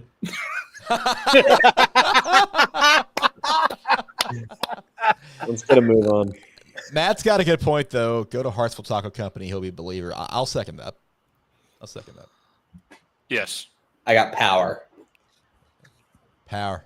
Yeah, that's dangerous. You got to have something. Yeah, well. You got that deal last week, too. I got the clicker right now, so we're going. Let's go with Baylor and BA to start. We're all on Baylor to win this one, but relatively close for the most part. Except for Connor, who I'm not going to question his scores because, whatever. I think Baylor, I think this is a close game. I got David Gabriel Georgia scoring a touchdown late to kind of pull one away for Baylor in this one. But again, good litmus game for BA. And if they upset Baylor, I would not be shocked at all. Yeah, huge, as you said, litmus test here. Is BA fully ready to be mentioned as the best D2 AAA team in the Nashville area? We have them there, but we need some reassurance on that. And I just think there's a little bit too much Baylor. And Coach Kimmery did have it right in a quote that he had a couple of weeks ago. David Gabriel Georges may be the best running back in his class. I would agree with that. Yep. There are three of us that have this as a one-score game, and I think BA pushes Baylor deep into the fourth quarter before Baylor's defense makes a stop and takes home a win back to Chattanooga. Let's go with Blackman and Riverdale in the backyard brawl, the Kreisky Ball, whatever you want to call it. We're all on Riverdale. Yeah, I just think they're a little bit more reliable on offense, in my opinion. Blackman is either all or nothing from what I've seen so far this season. They'll go right down the field on 3 or 4 plays and score, and then they'll come right back on the next drive and go 3 and out. Whereas Riverdale, yes, they had a tough week 1 game, but they were dominant last week, and they had a tough week 1 game against some athletes that they won't see again until they play Oakland in week 11. So just I like Riverdale's offense to score more than Blackman's offense. I'll take that Riverdale defense. I think that Riverdale defense is once again an elite defense, and if they don't make mistakes like they did in week 1, turning the ball over, I think that because they were still in that game until they gave up the pick 6. So I think Riverdale is. I think they're just still a little bit better, definitely better on defense. I was tempted to pick Blackman in this one, but it's one of those cases where Riverdale won the last 3 by multiple scores in each of those games. And until the Blaze get over that hump, I just can't lean away from Riverdale. Just kind of the model of consistency there. But I do think it'll be a really good game and would not be shocked if these two teams ended up playing each other again in the postseason. Next up, Centennial and Gallatin, and we've all taken the homestanding green wave in this one. I wanted to take Centennial in this game so bad. I really did.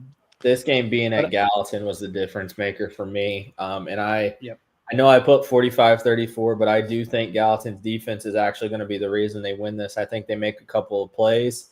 They get Centennial's offense a little rattled there later on, and the Green Wave 3-0, and they're getting real close to that matchup with Green Hill here in a couple weeks. That could be for the region title. Yeah, I'm right there with Scott. I wanted to pick Centennial, but Gallatin so far right now, you got me back a believer.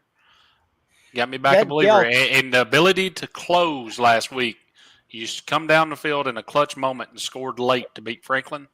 I like Gallatin to get it done. The points that Centennial has given up in the first 2 weeks is kind of what spooked me away towards the Gallatin side. I think both of them have the offense to keep up, but I think Gallatin's defense is just a shade better. Yeah, I think home field advantage is what tips this scale in Gallatin's favor. Yeah, same here. Going to the Wave Yard, not an easy place to win, especially now that the way that Gallatin off. Oh, We lost him. Chris, Lost mute Chris? yourself. Yeah, lost me for a second there. Oh, Chris, Yeah, your mic's there he messed up. Mike's bad. All right. Still bad. Yeah, let's move on. Yep. All right. Again, we all kind of talked about this game a little bit earlier and how East Robertson's dominated. I think they kind of continue that. Joe Burns has played really well. They just have not played a team the caliber of East Robertson yet. And maybe a little generous with my score. I think the Indians roll in this one, and I maybe Joe Burns scores a couple late. They may not like the fact that we have them scoring multiple touchdowns on them. So it is what it is. I mean, 43-27 last year. But the fact of the matter is Amari Cotton is no longer on the sideline for Joe Burns. Mm-hmm. And he was an elite level 1A, 2A / small class athlete. East Robertson found a lot of answers last week, pitching a shutout against them and what I would consider a much more talented JP2 team compared to Joe Burns. I just think the Indians are going to be too much. Yeah, I agree. I think that just too much talent on the East Robertson side, I'm afraid. All right. Hopefully my mic's back in. Yep, you're back. Hey, you're back. All right. Yeah, East Robertson, Joe Burns. We've all got East Robertson in that one. We'll go back to Centennial Gallatin for a second because what I was going to say is, the way that Gallatin offense is playing, going to the Wave Yard is a tough test. I do like Centennial and how they played so far in the first couple of weeks, but they've given up some points, and Gallatin can score them in bunches, and that's why I've got that pick like I had it. So next up is NBA and FRA. We're all on the homestanding Panthers.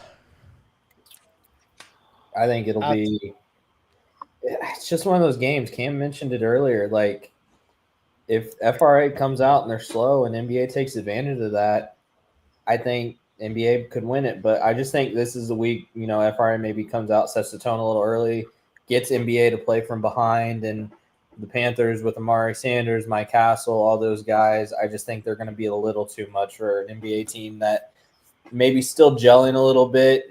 They beat a really good Pearl Cone team, but I like the Panthers a lot this year. There's a reason we all think they could play for a state title. Yeah, I think they get it together. I think they play 4 quarters, and NBA maybe is a little bit better than some of us expected. This is going to be another knockdown, drag-out game, in my opinion, but I like the Panthers to get it done. I think, Joe, you said it well. I think a lot of this hinges, how close it's going to be hinges on if FRA gets out in front and makes NBA play from behind. If that's the case, I think FRA controls the game and they don't have a whole lot of problem. If NBA gets out in front and dictates tempo and dictates the pace of the game, this could be an entirely different game.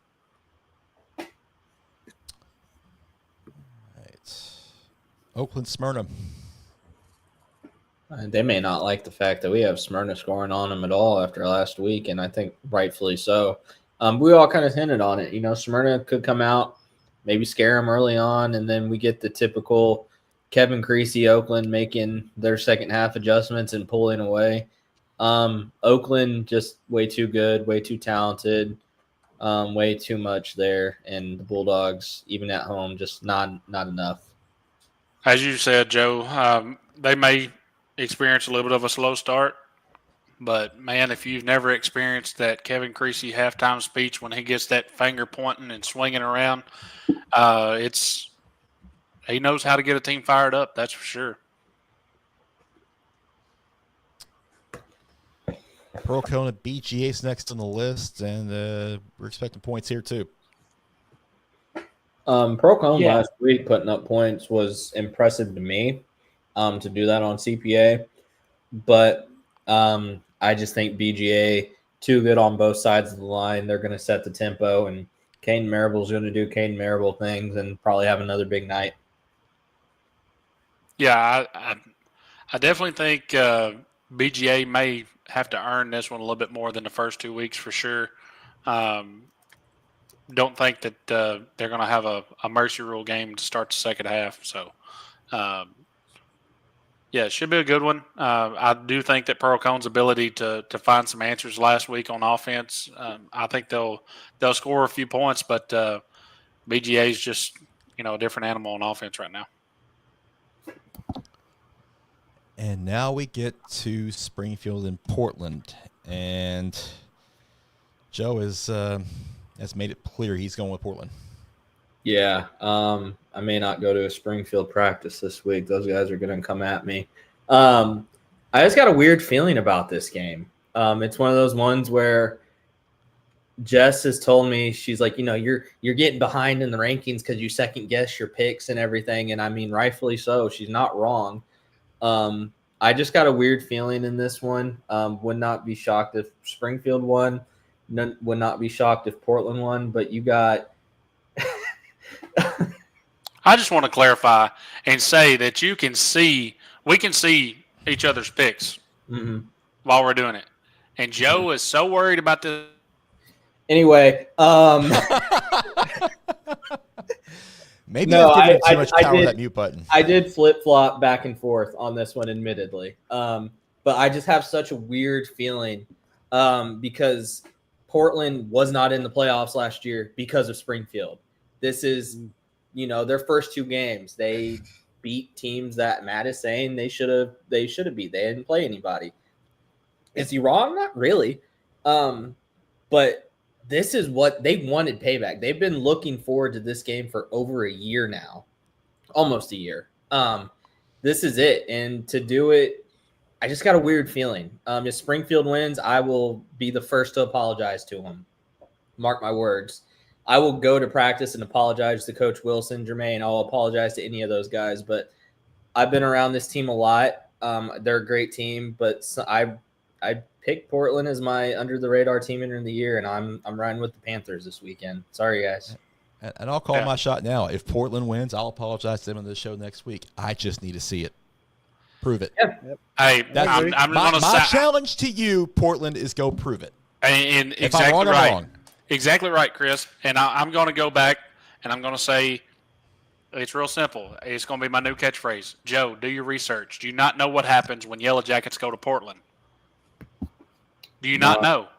No, I'm from Indiana. We end streaks. We ruin the city. Oh, my God. No one cares about Trousdale County. Shut up. I'm mentioning Yellow Jackets. I didn't say Trousdale County. You did. You said Appreciate it. Appreciate it, Bub. You said we. No, Chris, you're gonna have to You mute. did not have to bring Trousdale into this. You wanted to so bad. Yeah, Joe said it, not me. He's absolutely right. I'm getting both of them. Yeah. Get this thing back on the track. I really think that this is going to be a very, very good game, and it's going to come down to the team that doesn't make mistakes. You put the ball on the ground, you give the ball, turn the ball over in the air, you get a bad penalty at the wrong time. That's going to be what costs you this game. This game is going to be about who can come out and play mistake-free ball, and the one that does is going to go home with the victory. That's why Portland lost this game last year. I'm going to say that the winner of the game is going to come down to which team's players make plays.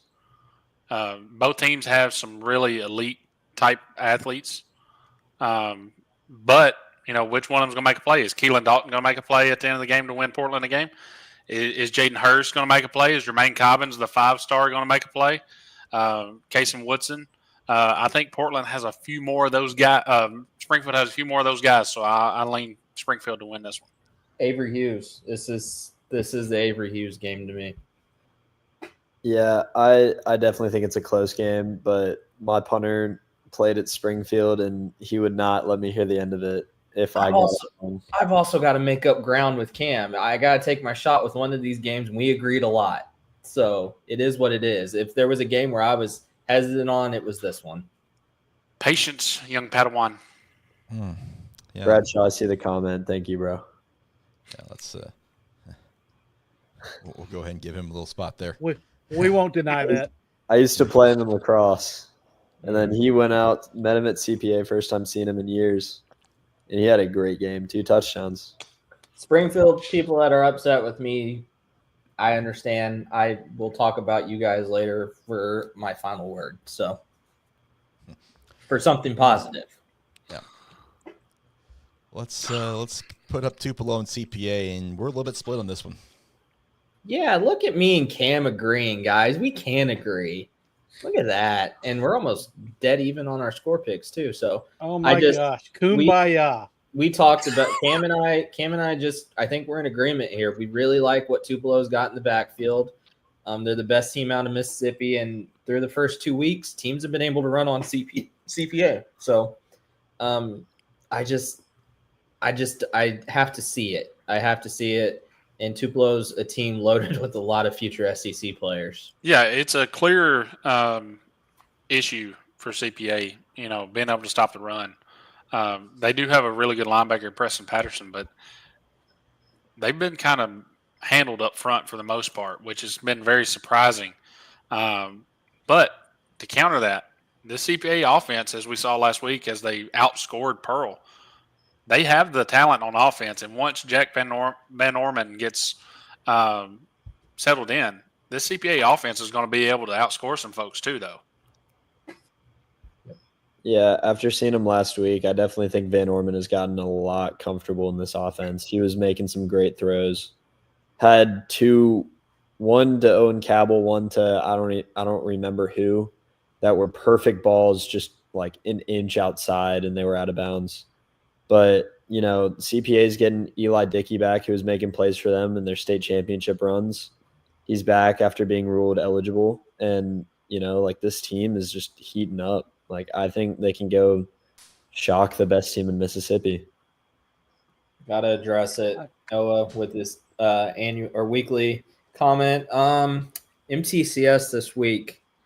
When you get blanked by GCA, man, it's hard for me to root for you. Obviously, no. I think MTCS bounces back this week. Just a bad showing for them last week. Oh God, they're off this week. Oh well, when they get back to playing. Well, they can't lose. They can't lose this week. Obviously, that's right. Exactly. I'm going with CPA because I don't. I've told y'all before. I'm gonna have to get a tattoo of it. I don't go against Single Martin. I know I did earlier in this year. I swear that was the only time. Not going against Single Martin. He'll find a way. His guys will find a way. A reminder of who holds this. I'm still here. You forget about me, it's a mistake. WWE belt. What'd you do, Joe? Go to Walmart? That's a Kmart belt. Amazon. Kmart doesn't exist anymore. That's a Dollar General belt. Brought it with Cole's cat. Mm-hmm. Yeah. This is actually this. I have it, and I'm keeping it. End of story. Next case. I'm coming back. Green Hill and Ravenwood's their spotlight game, and we're all on the Raptors for this one. That's not what I put down. Tyson, you know the rules. I specifically said the bad guys. I know. That's totally on brand for you, but you know the rules. I know exactly who you're talking about. Well, Tyson, I hate to break it to you, but bad times don't last, but bad guys do. And I think Ravenwood outlast Green Hill. I think this one goes back and forth early, and Ravenwood's able to pull away. If Green Hill pulls this off, I will apologize, and I will mean it, every word. Okay, this has got to happen. I need y'all to see this. What the?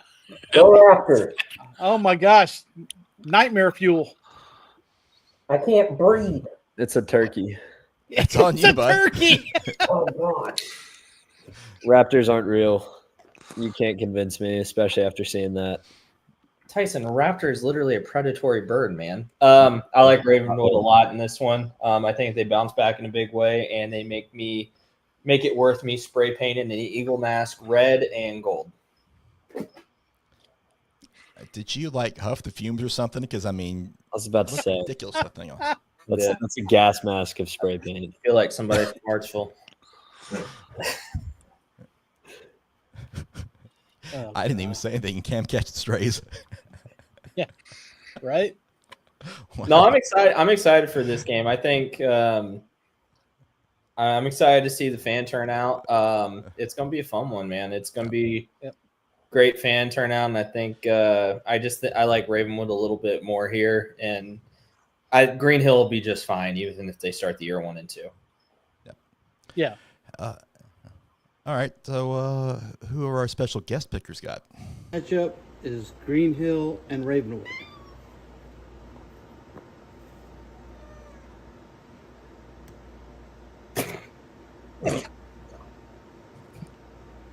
Like you didn't drop. Be the first one to make a pick. Well, he's not making the pick. Does this mean they tie? We got a tie. No, wait for it.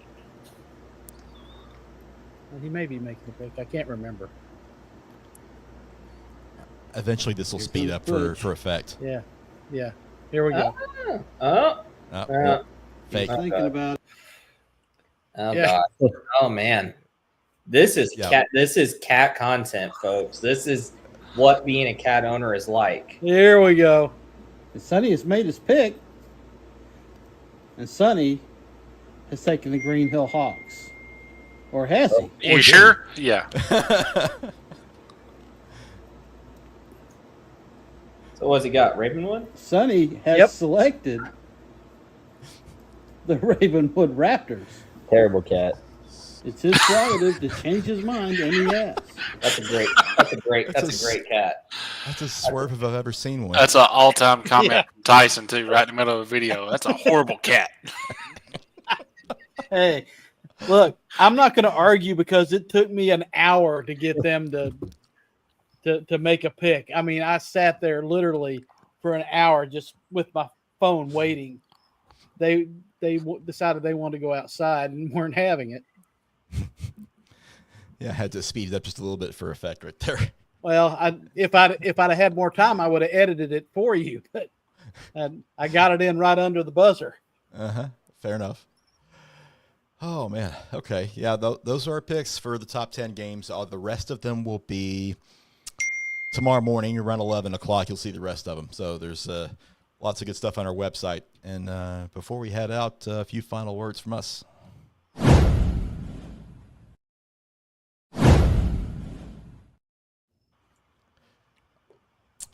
Who would like to go first? Cam. Sure. You've been chosen. Let's go. Scott's going to hit sponsors, I'm sure. So I'll go a different route. Week 3, teams are starting to find their way here in the middle of the season. I would like to shout out all the officials. They go through all the spring scrimmages and all the early season jitters, I guess you would say. And I think we're starting to see. We saw a lot of penalties week 1, better last week. I think you're going to start seeing it, taper off and get into regular season mode. Appreciate all the views, guys. We were able to do some logistics and look up some numbers and stuff. On Instagram, we have 11.3 million views for the year to date, which is insane to think about. What's even more insane, which Scott will get to, I'm sure, was we still don't have a sponsor. 11.3 million views. Think about that. If you're a small business, medium business, 11.3 million views, and we can put your logo on 11.3 million views. Think about that when you are considering sponsoring 615 Preps. Look forward to this week. Got a big one on Friday night with Scott over in the Borough. But before then, Ozzy said it best, baby. Mama, I'm coming home. Oh, shoot. Well, as y'all know, I play football at Austin P, and we got a big win against MTSU on Saturday, which was a lot of fun. We got Georgia this week, so that's going to be a lot of fun going down to Athens. More like 615 preps updates for me. I've been doing uniform matchup of the week, which has been a lot of fun for me. If you want to submit your school and your opponent, my DMs are always open. I'd love to see it. And then also we started something of some logo redesigns, and just be on the lookout for those. I'm really happy with those and starting to finish them up. Yeah, Tyson's done a really good job with that stuff. I'm excited to see just kind of how that stuff turns out. The uniform stuff's great. Everybody loves that. For the Springfield people, you may be mad at me for my pick, understandably so. But I do appreciate all the kind words regarding the first episode of Into the Hive. Numbers wise, it did really well. I had some technological issues 2 days before it was set to come out. The whole episode deleted 2 days, and Final Cut just hates me. And I was able to cut it all together. Had some, it's just one of those issues that I had. I was able to get it out. Really appreciate all the kind words. As much as I love that first episode, I think the next 2 episodes are going to be even better. Episode 2 on the Clarksville game, that'll come out not this week, but next Thursday. So stay tuned for that. Love covering this program. It's a great program full of great people. Just it's everything I admire about Tennessee high school football. And I'm excited to get back out there. I'll be out there next week, but I will be at a lot of games coming up, and I'm excited to kind of see where we go. First couple of weeks were a lot of fun. Ready to see how these next couple go. Well, apparently I'm going to talk about sponsors. But now Cam's right. Yeah, I know everybody's tired of me talking about it, but I have to. It's my job. Cam mentioned that we had tremendous numbers. I'm just going to go through the last 12 months.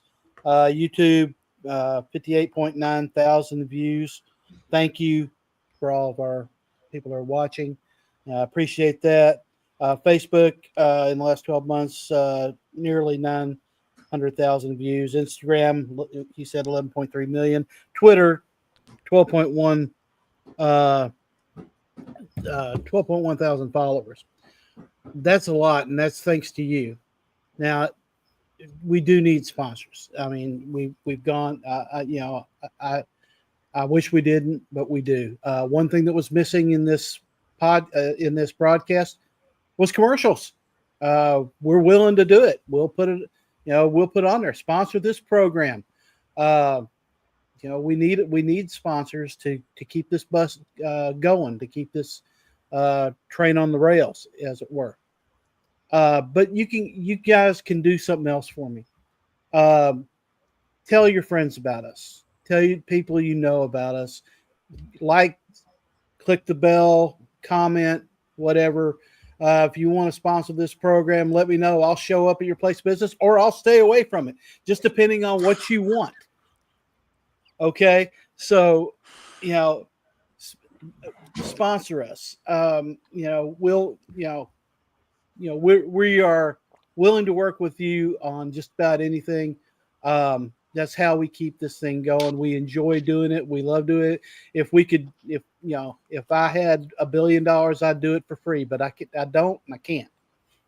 So that being said, have a great Friday. Enjoy the games. Have a great Thursday if you're going to the Thursday game. I'll probably see you out at I'll be out at Mount Juliet tomorrow night. Mount Juliet Christian tomorrow night. And then, like Cam said, I'll be at Riverdale on Friday. Enjoy the games. Enjoy the football while it lasts. This wonderful weather, and have fun. Scott, do you have a Powerball ticket? Just asking because it's up there. Yeah, we need to. Yeah. Okay.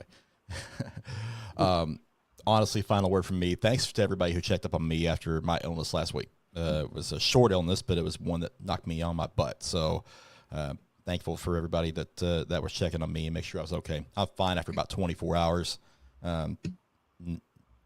Certainly nothing I want to go through again, but certainly thanks to everybody that made sure I was all right. So it's really all I got.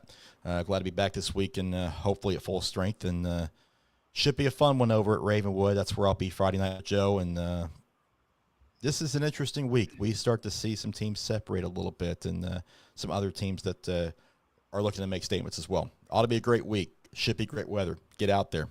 It's going to be a great week for football. As always, we appreciate every one of you tuning in tonight. And on Saturday at 9 a.m., our scoreboard show is going to be back. And we've got a lot of content coming for you this season. So stay tuned for all that. So that's it for us tonight.